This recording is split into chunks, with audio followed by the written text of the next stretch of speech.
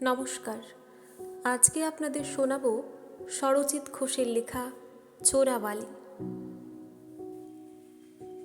রত্নাবলী যখন গানের ক্লাসে এসে পৌঁছল তখন প্রায় বিকেল 5টা। হন্তদন্ত হয়ে কাঁধ থেকে ব্যাগটা নামিয়ে জলের বোতলটা ব্যাগ থেকে বের করে ঘটঘট করে কিছুটা জল গলায় ঠেলে একটা স্বস্তির নিঃশ্বাস ফেলে বলল, বড় লেট হয়ে গেল। আসলে রাস্তায় জ্যামও ছিল, তার উপর একটা অদ্ভুত ঘটনা ঘটেছে আজ। কথাটা বলেই রত্নাবলী ফ্যানের রেগুলেটরে হাত দিয়ে বলল, আজ গরমটাও বেশ পড়েছে, তাই না সুদীপাদি?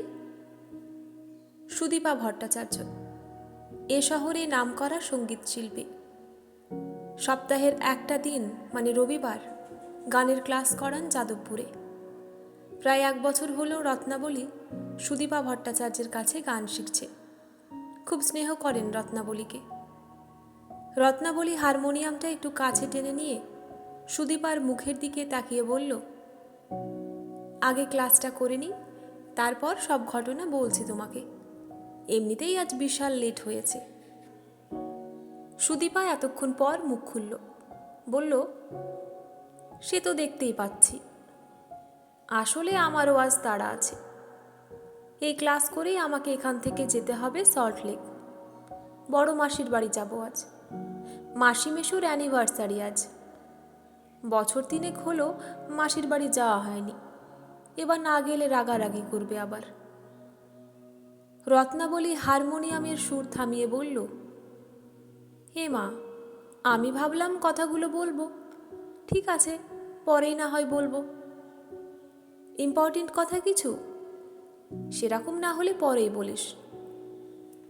সেরকম কিছু না, তবুও তোমাকে তো সব কথা বলি, তাই আর কি। তাহলে গানটা দেখে নে একটু, তারপর বলিস। রত্নাবলীর জীবনে এই সুদীপা ভট্টাচার্য এমন একটা মানুষ যে নতুন করে ভাবতে শিখিয়েছে জীবনে কিভাবে ঘুরে দাঁড়াতে হয়। পরিচয়টা সোশ্যাল নেটওয়ার্কে, ফেসবুকে একটি গানের ভিডিও শেয়ার করেছিলেন সুদীপা। সেই পোস্টের সূত্র ধরেই পরিচয় রত্নাবলীর, তাও বছর 1.5 আগে। সুদীপাই বলেছিল, আবার শুরু করো জীবন, কিছুই শেষ হয়নি। জীবনে একটা শেষ মানেই আর একটা শুরু। কয়েকটা কথা রত্নাবলীর মনে গেঁথে গিয়েছিল। একদিন রত্নাবলী সুদীপাকে মেসেজ করে জিজ্ঞেস করেছিল, একদিন দেখা করা যেতে পারে কি তোমার সাথে? যে কোনো রবিবার যাদবপুরে চলে এসো, ওখানেই আমার গানের ক্লাস থাকে। ক্লাস শেষে কথা বলা যাবে, ওই ধরো 5:30টার পর। রত্নাবলীর সাথে সেই প্রথম দেখা সুদীপার। খুব ছোটবেলা থেকে ইচ্ছে ছিল গান শেখার, তখন শেখা হয়নি।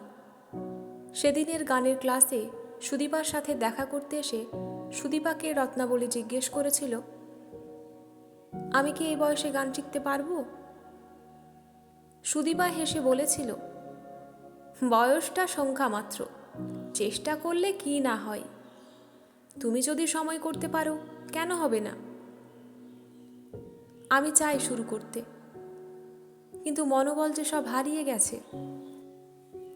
কিছুই হারাইনি, হারানোর আগেই যদি বলো আমি হারিয়ে গেছি, তাহলে তো তুমি হারিয়েই গেলে। বলছো তাহলে পারবো? নিশ্চয়ই পারবে। রত্নাবলী পরের সপ্তাহ থেকে শুরু করেছিল গানের চর্চা। কতই বা বয়স, সবেমাত্র 29 তখন। রত্নাবলী ডিভোর্সি, ভালোবেসেই বিয়ে করেছিল নির্বাণকে। এ তো 2-1 বছরের প্রেম নয়, টানা 8 বছরের প্রেম। সেই কলেজ লাইফ থেকে শুরু। অথচ বিয়ের 1 বছর যেতে না যেতেই ডিভোর্স নিতে বাধ্য হলো। এক ছাদের নিচে না থাকলে বোঝা যায় না কে কেমন মানুষ। প্রেমিক আর স্বামী দুজন আলাদা মানুষ যেন। বিয়ের আগে চাকরি করত রত্নাবলী একটা প্রাইভেট ব্যাংকে। নির্বাণ বলেছিল, আরে কি দরকার তোমার চাকরি করার, আমাদের এত বড় ব্যবসা, তোমার রোজগারের কোনো দরকার নেই। সামান্য কয়েকটা টাকা বেতন, আমি প্রতি মাসে ওই টাকাটা হাত খরচ করি। তোমার যা লাগবে আমাকে বলো, আমি তো আছি। তোমাকে চাকরি করতে হবে না। বিয়ের 1 মাস আগে পর্যন্ত চাকরিটা করেছিল রত্নাবলী। শেষমেশ নির্বাণের চাপে চাকরিটা ছাড়তে বাধ্য হয়েছিল রত্নাবলী। বাড়িতে মা একটু আপত্তি করেছিল, কিন্তু রত্না বলেছিল, নির্বাণের উপর সম্পূর্ণ আস্থা আছে মা। বিয়ের পর প্রেমিক মানুষটা বদলে গেল পুরো। কে জানতো বাইরের খোলসের আড়ালে এক অসম্ভব দৈত্য বসবাস করে। প্রেমিক যে হবে সে কি করে প্রেম হারায়। 1 মাস যেতে না যেতেই রূপটা বদলে গেল নির্বাণের। বিয়ে করেছে মানে দয়া করেছে। একদিন বলল, তুমি এখন বাড়ির বউ, তাই যখন তখন যেখানে সেখানে যাওয়া যাবে না। ইচ্ছে হলে বাপের বাড়ি যাবে, সে আশা ত্যাগ করা ভালো। আর একটা কথা, আমাদের ব্যবসায়ী পরিবার, টাকা পয়সা এখানে ওখানে ছড়িয়ে ছিটিয়ে থাকে, কখনো লোভ না পড়ে।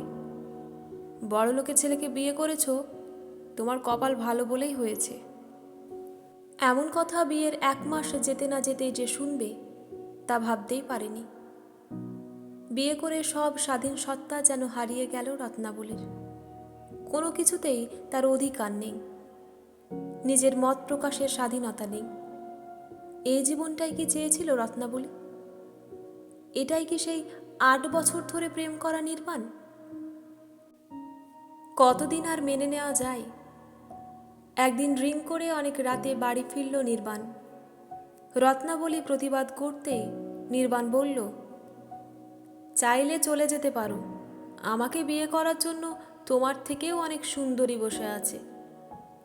কথায় কথায় বাড়ে। সেই প্রথম গায়ে হাত তোলে নির্বাণ। তারপর থেকেই শুরু হয় অশান্তি। টাকার অহংকারে মদমত্ত নির্বাণ একদিন বলে দিল, তোমাকে ডিভোর্স দেব। আইনের সাহায্য নেবে? কিছু করতে পারবে না, আমার টাকা কথা বলবে। শেষ দিন রাতের বেলা যখন বাড়ি থেকে বেরিয়ে এলো রত্নাবলী, গোটা গায়ে সিগারেটের ছ্যাঁকা।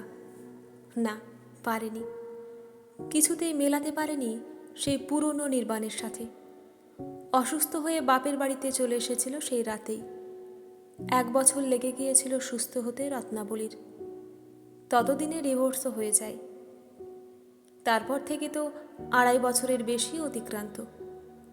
মাস 3 হলেও নতুন একটা জব পেয়েছে, সঙ্গে চলছে সঙ্গীত চর্চা। জীবনে যখন খারাপ পরিস্থিতি আসে, একটা মানুষের খুব দরকার, যে পাশে থেকে জীবনটাকে সঠিকভাবে এগিয়ে দেবে। রত্নাবলী তাই তো সুদীপাকে বলে, তুমি আমার জীবনে ঈশ্বরের এক দূত। জীবনটাকে যে নতুন করে গোছানো যায়, তুমি না আসলে জানতেই পারতাম না। একটা ভাঙাচোরা মানুষকে তুমি আবার জন্ম দিয়েছ। শিল্পীদের বোধহয় একটা আলাদা ক্ষমতা থাকে, নতুন সৃষ্টিতে তারা সব সময়ই পারদর্শী। রত্নাবলী এমন কথা যখন বলে, সুদীপা তখন হাসে, বলে, কোনো কিছুর জন্য কোনো কিছু শেষ হয়ে যায় না। জীবনে কেউ না কেউ আসে তুলে ধরার জন্য, তার জন্য অপেক্ষা করতে হয়। ধৈর্য হারালে ঈশ্বর বিরক্ত হন।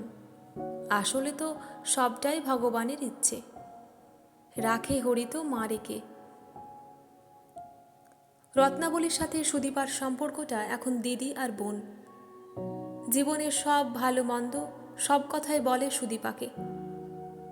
কখনো কখনো কিছু সম্পর্ক থাকে যার সাথে রক্তের টান নেই, অথচ আত্মার টান থাকে, আর তার জেরেই তারা হয়ে ওঠে আত্মীয়। বিপদে দুঃসময়ে যে পাশে থাকে, তার মতো বড় আত্মীয় কেউ নেই। নিজেকে সামলে নিয়েছে রত্নাবলী, সময় লেগেছে, তবুও পেরেছে। 1 বছরে এই গানের চর্চা রত্নাবলীকে সঙ্গীতের জগতে বেশ কিছুটা এগিয়ে দিয়েছে। সুরের সাধনা করতে গিয়ে জীবনকে দেখে নিয়েছে। এর থেকে ভালো উপায় আর কি থাকতে পারে? সে যাই হোক, গানের ক্লাস শেষ হতেই সুদীপা বলে, কি যেন বলবি বলছিলি? জানো সুদীপাদি, আমি ভাবতে পারিনি এমন ঘটনা ঘটবে। আজ বাড়ি থেকে এমনিতেই লেটে বেরিয়েছি, ভাবলাম রুবি থেকে উবের করে নিই। উবের বুক করলাম। দেখলাম নাম্বারটা ভীষণ চেনা। বুকটা ছ্যাঁত করে উঠল। ভাবলাম এই নাম্বারে সে নয় তো। ট্রু কলারে গিয়ে নাম্বারটা দিলাম। দেখলাম নির্বাণের ছবি। রাইড ক্যান্সেল করি সঙ্গে সঙ্গে। হাজার প্রশ্ন ঘুরপাক খাচ্ছে তখন মনে। ইন দ্য মিন টাইম আমাদের এক কমন ফ্রেন্ড ছিল, ওর নাম আদিত্য। ও ঠিক তখনই কল করে। আমি কিছু জিজ্ঞেস করিনি, ও নিজে থেকেই ওর কথা তুলল। বলল, তুই চলে যাওয়ার পর থেকেই ওদের ব্যবসা ডুবতে বসে, প্রচুর দেনা হয়ে যায়। শেষ পর্যন্ত বাড়িটা বিক্রি করে এখন বাগুইয়াটিতে 2 কামরার ঘরে ভাড়া থাকে। সর্বস্ব হারিয়ে অন্য একজনের উবের চালাচ্ছে। জানো, খুব খারাপ লাগলো শুনে। সে আমাকে ভালো না বাসলেও আমি তো তাকে ভালোবেসেছিলাম। সুদীপা মৃদু হেসে বলল, এই হলো জীবনের চোরাবালি। জীবনের কোন পথে কাকে কখন পড়তে হবে সেটা ঈশ্বর ঠিক করে রাখেন। আমাদের হাতে কিছু নেই, তাই খারাপ লাগলেও মেনে নিতে হবে। অহংকার বড় খারাপ জিনিস। চল আমরা উঠি, যেতে হবে অনেক দূর।